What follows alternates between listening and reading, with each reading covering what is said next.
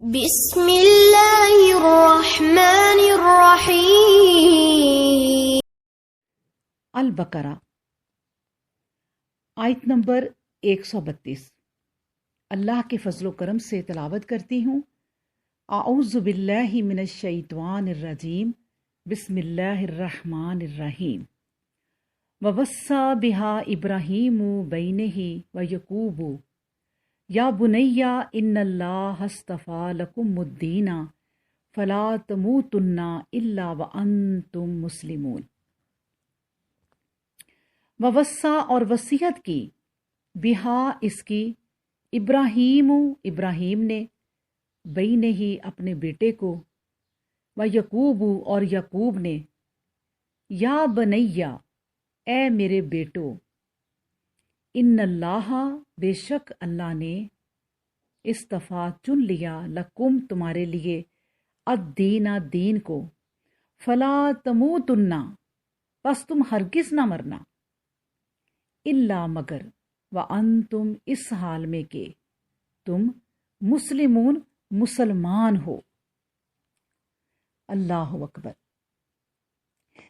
اللہ سبحانہ و تعالیٰ اس آیت میں فرماتے ہیں کہ اسی کی وصیت ابراہیم اور یعقوب علیہ السلام نے اپنی اولاد کو کی کہ اے ہمارے بچوں، اللہ تعالیٰ نے تمہارے لیے اس دین کو پسند فرما لیا ہے، اور خبردار تم مسلمان ہی مرنا۔ اللہ اکبر۔ اب دیکھیں کہ اس میں اللہ سبحانہ و تعالیٰ جو ہیں، اس آیت کی تفسیر میں جو ہم پڑھیں گے، جو مین بات ہے وہ ہے وصیت۔ پھر اس کے بعد جو بات ہے کہ انسان مرے لیکن اس حالت میں کہ مسلمان ہو۔ عربی کا لفظ وصیت اردو کے لفظ وصیت سے کہیں زیادہ وسیع مفہوم رکھتا ہے، اس لیے کہ بستر مرگ کی خواہشوں اور مرنے والوں کی آخری ہدایتوں تک محدود نہیں، ہر حکم اور ہر ہدایت پر اس کا اطلاق ہو سکتا ہے۔ اور بین ہی سے مراد حضرت ابراہیم علیہ السلام کے بیٹوں سے ہے، اور سیدنا ابراہیم علیہ السلام کے 8 بیٹے تھے۔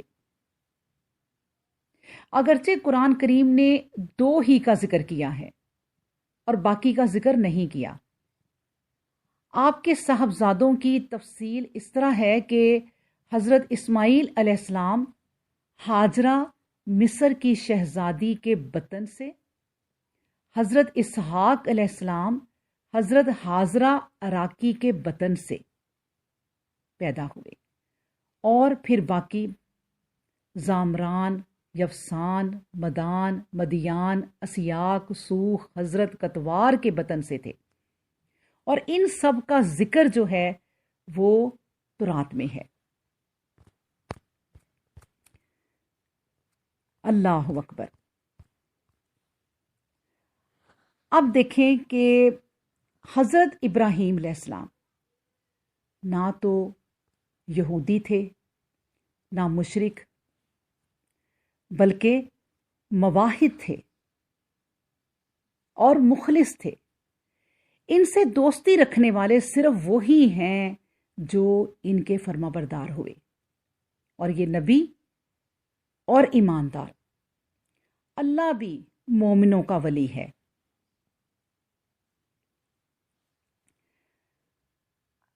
جب کبھی اللہ فرماتا ہے کہ یہ مان لو، وہ جواب دیتے ہیں کہ اے رب العالمین، میں نے مان لیا۔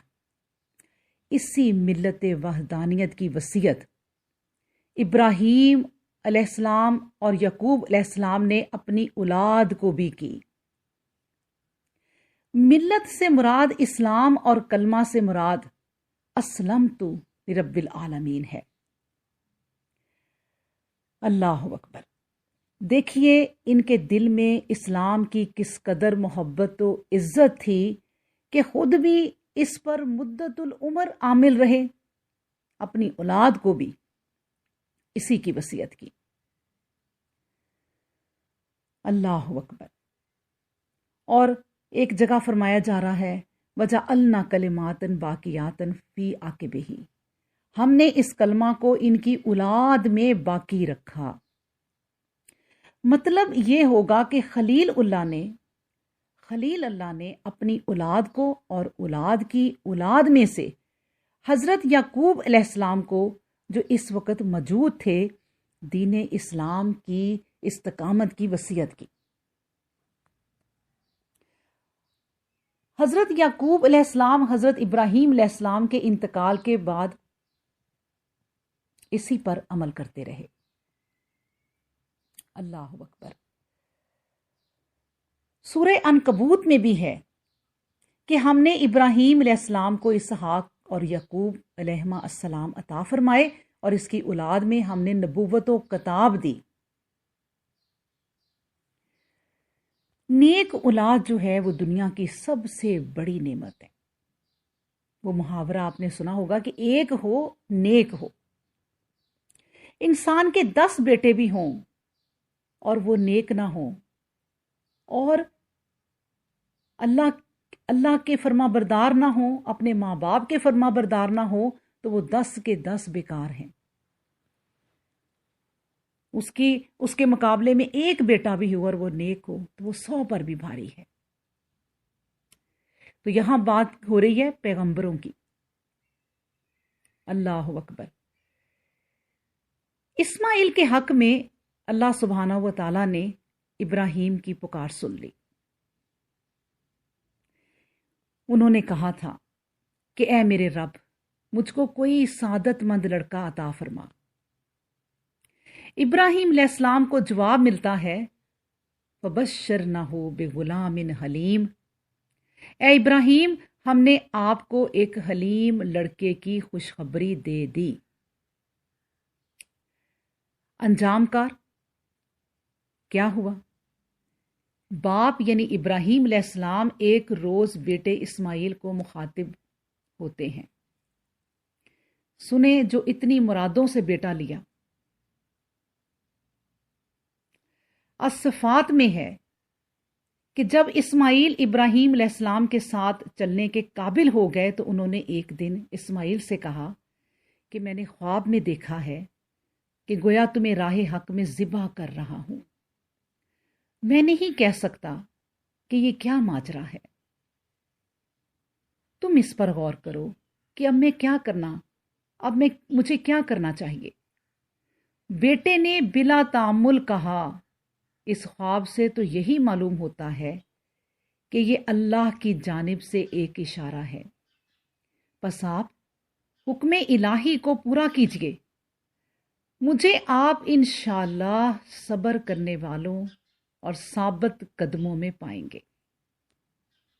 جب باپ اور بیٹا دونوں اللہ کے آگے جھک گئے اور باپ نے بیٹے کو کن پٹی کے بل لٹایا تو اس وقت ہم نے آواز دی کہ اے ابراہیم، بس کرو،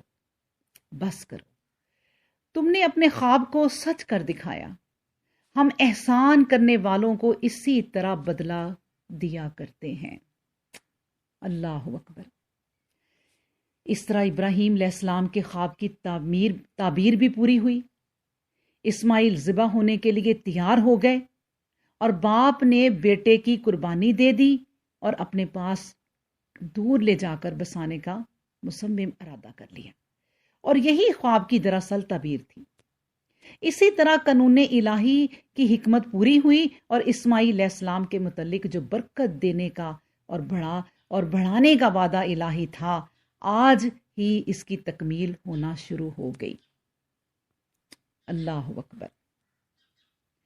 سیدنا ابراہیم علیہ السلام نے اللہ تعالیٰ کے حکم کے مطابق اپنی اولاد میں سے سیدنا اسماعیل علیہ السلام بیت اللہ کے قریب لا بسایا تھا۔ اس کو ہم نے تفسیر سے پڑھا ہے۔ سورہ ابراہیم میں ہے کہ اے ہم سب کے پروردگار، تو دیکھ رہا ہے کہ ایسے مقام میں جہاں کھیتی کا نام و نشان نہیں، میں نے اپنی بعض اولاد تیرے محترم گھر کے پاس لا کر بسا دی ہے، اور اے اللہ، اے ہمارے رب، اس لیے بسائی ہے کہ نماز قائم رکھیں بس تو ایسا کر کہ لوگوں کے دل ان کی طرف مائل ہو جائیں اور ان کے لیے زمین کی پیداوار سے سامان رزق مہیا کر دے تاکہ تیرے شکر گزار ہوں۔ اے ہمارے رب، ہم جو کچھ چھپاتے ہیں وہ بھی تو جانتا ہے، اور جو کچھ ظاہر کرتے ہیں وہ بھی تیرے علم میں ہے۔ آسمان و زمین کی کوئی چیز نہیں جو تجھ سے پوشیدہ ہو۔ ساری ستائشیں اور سب ہی اچھی تعریفیں تیرے ہی لیے ہیں، جس نے باوجود بڑھاپے کے مجھے اسماعیل اور اسحاق 2 فرزند عطا فرمائے۔ بلا شبہ میرا رب اپنے بندوں کی دعائیں سنتا اور قبول کرتا ہے۔ اے میری یہ دعا قبول فرما، اے میرے رب، جس دن اعمال کا حساب لیا جائے تو مجھے اور میرے ماں باپ کو اور ان سب کو جو ایمان لائے اپنے فضل و کرم سے بخش دینا۔ اللہ اکبر۔ یہ وہ ابراہیم علیہ السلام تھے، اللہ کے پیارے، اللہ کے خلیل، اللہ کے دوست، اللہ کے قریبی، جو اللہ سے اس طرح دعائیں گڑ گڑا کے مانگ رہے ہیں۔ ہمیں کس طرح دعا کرنی چاہیے یہ خود ہی سوچ لیں۔ اللہ اکبر۔ ایک مدت تک سیدنا اسماعیل علیہ السلام اپنے باپ آزر کے لیے خصوصی دعا مانگتے رہے۔ ہجرت کر آنے کے بعد بھی ابراہیم علیہ السلام نے یقیناً اپنے اصل وطن سے اپنے تعلقات منقطع نہیں کیے، اپنے لوگوں کو وقتاً فوقتاً حالات معلوم کرنے کے لیے ہاران بھیجتے رہے، لیکن والد بزرگوار کے حق مشیت ایزدی نے دعا کی قبولیت نہیں رکھی تھی، اور والد گرامی کا بضد رہنا بھی قانون الہی میں تھا۔ جب کوئی چارہ نہ رہا تو اب ہاتھ اٹھانے کی ممانت ہو گئی۔ آخر کار سیدنا ابراہیم علیہ السلام کو وحی الہی نے مطلع کیا کہ آزر ایمان لانے والا نہیں ہے، بلکہ وہ انہی اشخاص میں سے ہے جنہوں نے اپنی نیک استعداد کو فنا کر کے خود کو اس کے مصداق بنا لیا۔ ختم اللہ علی قلوبہم وعلی سمعہم وعلی ابصارہم غشاوۃ۔ اللہ نے اپنے قانون کے مطابق ان کے دلوں اور کانوں پر مہر ثبت کر دی اور ان کی آنکھوں پر پردہ ہے۔ اس اطلاع کے بعد ابراہیم علیہ السلام نے صاف اعلان کر دیا کہ جو امید مہوم میں نے لگا رکھی تھی، جو امیدیں میں نے لگا رکھی تھیں، وہ اب ختم ہو گئی۔ اللہ اکبر۔ التوبہ میں فرمایا جا رہا ہے، اور ابراہیم نے جو اپنے باپ کے لیے بخشش کی آرزو کی تھی تو صرف اس وجہ سے کہ اپنا وعدہ پورا کر دے جو وہ اس سے کر چکا تھا، لیکن جب اس پر واضح ہو گیا کہ وہ اللہ کی سچائی کا دشمن ہے تو اس سے بیزار ہو گیا۔ بلا شبہ ابراہیم بڑا ہی درد مند اور بردبار انسان تھا۔ اللہ اکبر۔ حضرت ابراہیم علیہ السلام کی زندگی کا بیشتر حصہ اپنے والد اور اپنی قوم کو تبلیغ کرنے میں گزر گیا، اور انجام کار اپنا ملک اور خاندان اور مال و متاع سب کو خیر بات کہنا پڑا۔ مہاجر ہو کر وطن عزیز سے نکل کھڑے ہوئے تھے، لیکن اب اللہ نے دنیا کی ہر چیز عطا فرما دی تھی، اور اس وقت ابراہیم زمین حجاز کے اندر قیام پذیر ہیں اور اللہ کے گھر یعنی بیت اللہ کے قریب اپنے بیٹے اسماعیل علیہ السلام کو بحکم الہی آباد کر چکے اور پھر دست دعا ہو گئے۔ اللہ اکبر۔ اور پھر کیا دعا کی؟ اور وہ وقت یاد کرو جب ابراہیم نے دعا مانگی کہ اے میرے رب، اس شہر کو امن کی جگہ بنا دیجئے اور مجھے میری نسل کو اس بات سے دور رکھیے کہ بتوں کی پوجا کرنے لگیں۔ اللہ اکبر۔ پھر اور کیا دعا کی کہ اے میرے رب، ان بتوں نے بہت سے آدمیوں کو راہ حق سے بھٹکا دیا، تو جو میرے پیچھے چلا وہ میرا ہوا، جس نے میرے طریقہ سے نافرمانی کی اس سے میرا کوئی رشتہ نہیں، اور تو بخشنے والا اور رحمت کرنے والا ہے۔ اللہ اکبر۔ اب ابراہیم علیہ السلام کو حکم ہوتا ہے کہ آپ کو جو برکت دینے کا وعدہ تھا وہ پورا ہونا شروع ہو چکا۔ آپ کی اولاد اور اولاد در اولاد کو نینوا کے کناروں سے لے کر سرزمین حجاز تک پھیلا دیا گیا، اور مزید ان کو پھیلتے ہی جانا ہے۔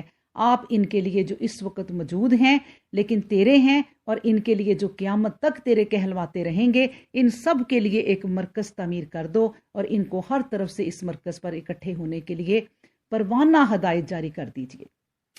اللہ اکبر۔ اب بات ہوگی آیت کے آخری حصے پہ تھوڑی سی کہ عموماً انسان زندگی میں